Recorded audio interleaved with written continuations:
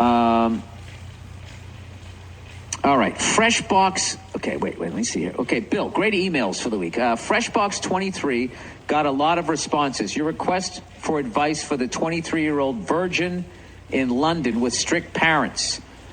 I only included responses from chicks because that's who you asked to get emails in from. But it should be noted about 50 guys wrote in with their advice. Responses are from around the world with different advice. Yeah, I figured, women would know better. So anyways, there's this woman, she's 23, she's working on her goddamn doctorate or something crazy like that, and she wants to know, she's a virgin, she wants to know how to get out there and meet a nice fella instead of some guy on Tinder, I believe is the bad dating site. If that's a reference I hear younger comics using.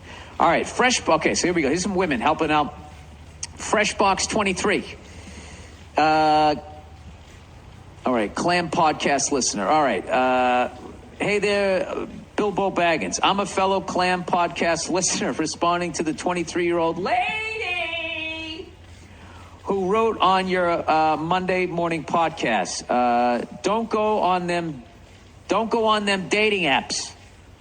Most of them just want to bang, or they are closet gay men, or they are serial killers who still live with their moms. I also did not date until my mid-20s for the same reason, and I found that the most effective way to meet guys was to get a bunch of single girlfriends and go speed dating.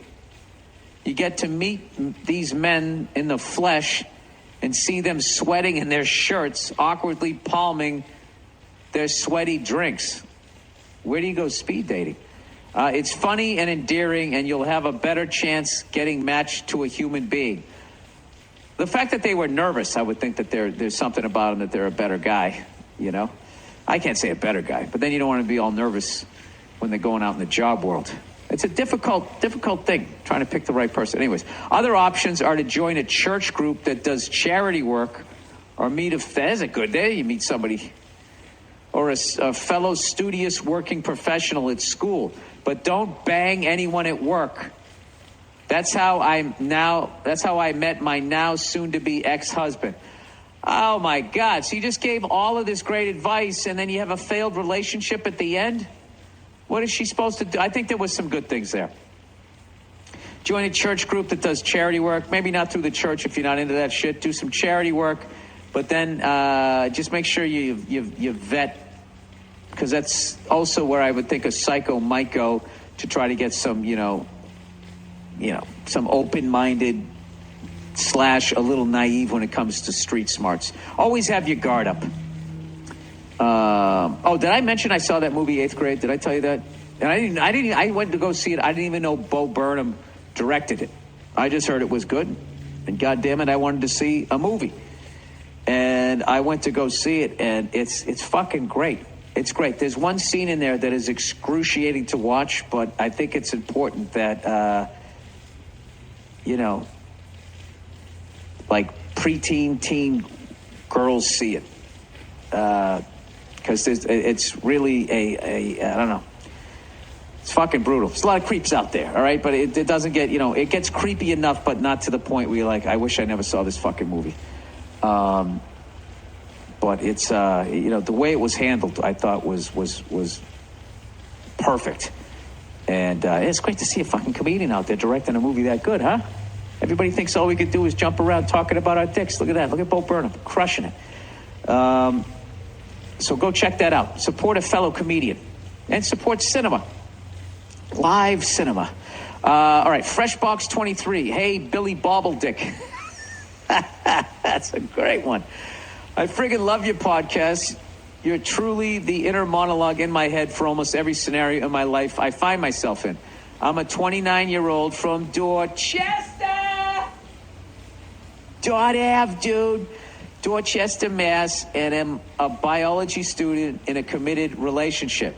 My advice to this broad from England looking for love, dating apps are what I would describe as a last resort. And I believe that's something that I suggested to her.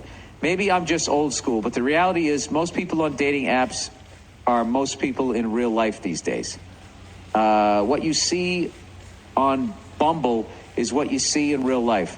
There's not really one app that's better than the other. They all house most of the douchebaggery in the world. So what's the difference? Meet people platonically is what I would suggest. Who wants a baby daddy from Tinder? All right, well, how does she do this? But hey, who am I to judge? Get some girlfriends, then they introduce you to single friends at a fucking barbecue or some shit like that.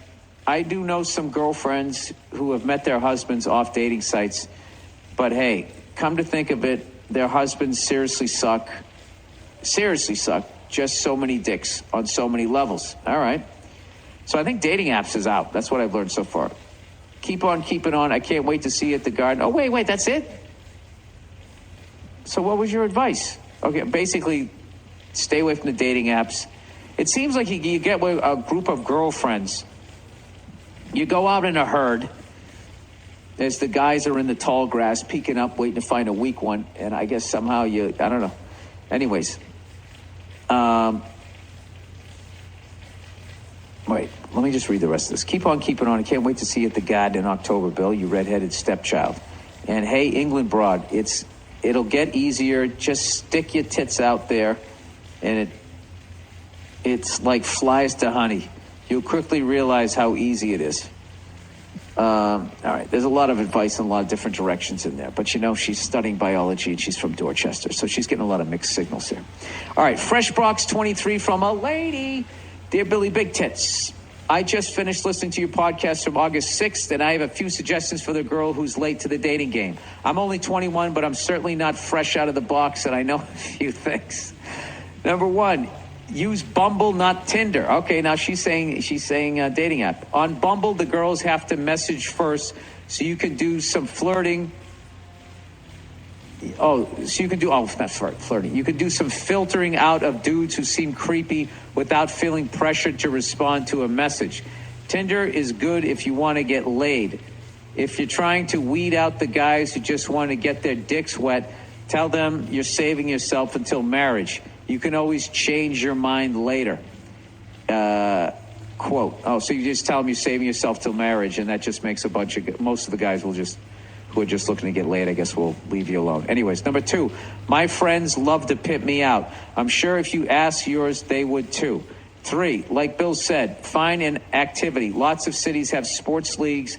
That could be a good place to start. Thanks, and go fuck yourself. I really think out of all the advice that I just read there, I would say stay away from all dating apps, and you need to get a hobby. You need to carve out some time, some social time, and some sort of sport, charity work, a cooking class. Just get yourself out there where it's like, those are really good. I feel like there's a lot of decent people in those things. Sports, you can find the controlling type A dick, but that guy also is going to crush it a lot of times in the real world. So depends on if you want an in-ground pool or not. I don't know what you're looking for. But there you go. There's some advice for you. Good luck, and don't settle. All right? Don't settle. If a guy's being a dick, fuck him. There's going to be a good guy out there for you. You don't ever have to fucking settle. Send it back. This food's too cold. Girlfriend of 7 years dumped me. Hey, Bill, my girlfriend of 7 years dumped me 2 months after she moved to Connecticut for graduate school. She didn't use those exact words, but she told me she needed time to think because something is missing in our relationship, and she needs time to figure out what it is. Well, dude, you've been with her for fucking 7 years, man. I mean, who am I to talk? I was with Nia for 9 years before we got married, but we were on the same page as we were both terrified to fucking make that leap. Anyways, I'm not a mind reader, but if someone has been with you for 7 years and they need time to think about whether they still want to be with you, that's not a good sign. Yes, your instincts are correct, I would say. Since I had this conversation with her, I have been absolutely devastated and depressed. I'm ashamed to admit this, but the other night I found myself on my bedroom floor crying in the fetal position. Well, that's totally normal. And it's a healthy thing to do. Cry it out of you. Don't drink it out of you or fucking jump off a balcony. Those are dumb shit that men do. All right? Women get down on the floor, cry in the fetal position. I think that's why they live longer. if it was socially acceptable for us to do it. So please continue doing that. It's a valid human emotion that both men and women have, that men fight. Yeah, fucking cry it out of you. Good for you. Very mature thing to do. You should not feel ashamed at all. He said, I understand that time heals all wounds, but I have no idea how to start the process of getting over this. Do what you're doing. Cry it out of you, and then call your best friend and just say, listen, dude, I'm embarrassed to say this, but I'm fucking devastated. I'm over here crying like a little girl. I got to get me out of the house, man. Take me for a fucking walk like a dog. Just get me get some fresh air. Anyways, he said, to keep my mind off her, I try to stay busy by going to the gym and focusing on hobbies, but I can't seem to shake this miserable feeling. How would you handle this situation if you were in my shoes? I would accept the fact that it's going to hurt, okay? And that you're not going to be able to just go to the gym and take a pottery class and forget a woman that you loved for 7 years. What you have to do is understand that it's going to hurt for a while. And you have to, rather than run from the pain, sit in it, cry your way through it, and then go to the fucking gym. And, you know, the crying thing's going to last for a little while. And once you get through that, then just try, you know, even during the crying time, I'm going to do something positive today. I'm going to do the dishes. You know, just do little things that are on a list, you know? And then while you're doing that, just start making a list of how you want to come out of this. Do you want to come out of this shit? Yeah, literally this shit, 20 pounds heavier? Or do you want to come out like 10 pounds lighter because you've been going to the gym? You know, do you want to come out of this hating women, or hopeful that you're with the wrong person and you have a whole new opportunity to meet somebody great? You know, you didn't have any kids, you weren't married. It's a fucking nice, clean breakup. You know, you can totally rebuild your fucking life where you can have the greatest fucking life ever. And then one day you're going to run into her. She's going to see how fucking happy you are. And it's the fucking moment that you're going to want to be like, yeah, huh? You see that? I'm happy. Look at me and my car and my family. And you know what? If you're truly happy, you're not going to have that, hey, fuck you thing to her. You're going to be like, hey, how are you? Hope you're happy. You know? And in your head, you'll be the greatest thing that ever happened is you fucking left me. Because now, dude, you're older, you're wiser, you're going through this fucking thing. Now you're going to really figure out what you like. I'm telling you, this will end up being the greatest thing that happened to you. But the thing is, you can't be a guy here and try to fucking block out the pain. You got to fucking just sit in it. You know, just fucking go through all of your shit that you bought together that makes you cry and all that shit. Cry, put it on Craigslist, get it the fuck out of there, you know. Get through all of that, and then maybe just get rid of the shit that she got you. Move to a new fucking place. Just fucking start over. And then when you meet broads in a fucking bar, you just tell them, what's going on with you? Just got out of this 7-year thing. It was fucking devastating, but I'm totally hopeful. You know, I want to meet somebody great. And they're always like, oh, my God, that's nice. They're attracted to it. Next thing you know, you're drinking IPAs. You're getting fucking blowjobs with women you're not in a relationship with. Look at that. The clouds are parted. All right? All of that shit is in your future. But you got to go through the fucking pain first. All right?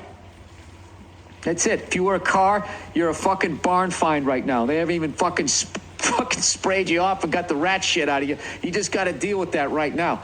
But the best thing you can do is not bury this shit.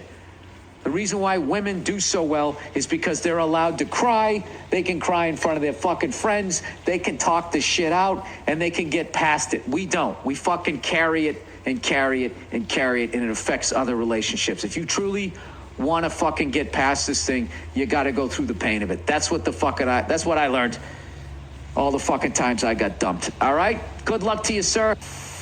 Girl quit job. This lady quit her job and traveled the world.